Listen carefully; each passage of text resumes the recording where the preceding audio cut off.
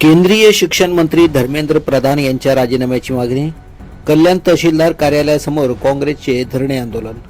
नीट परीक्षेतील कथित पेपरफुटी, विद्यार्थ्यांवरील कथित लाठीमार आणि काँग्रेस नेत्यांच्या अटकेच्या निषेधार्थ ठाणे जिल्हा ग्रामीण काँग्रेस कमिटीच्या वतीने आज गुरुवार दिनांक 23 जुलै 2026 रोजी कल्याण तहसीलदार कार्यालयासमोर धरणे आंदोलन करण्यात आले। या आंदोलनाचे नेतृत्व जिल्हाध्यक्ष चेतनसिंह पवार यांनी केले। आंदोलनापूर्वी संविधानाचे शिल्पकार डॉक्टर बाबासाहेब आंबेडकर यांच्या पुतळ्यास पुष्पहार अर्पण करण्यात आला। त्यानंतर जोरदार घोषणाबाजी करत केंद्रीय शिक्षण मंत्री धर्मेंद्र प्रधान यांच्या तात्काळ राजीनाम्याची मागणी करण्यात आली। तसेच विविध मागण्यांचे निवेदन भारताच्या राष्ट्रपतींना कल्याण तहसीलदार यांच्या मार्फत पाठवण्यात आले। या आंदोलनात ज्येष्ठ पदाधिकारी अशोक फनाडे, लता पाटील, पंढरी भोईर, विजय नायर, कल्याण तालुका अध्यक्ष केतन पवार, मुरबाड तालुका अध्यक्ष अनिल चिराटे,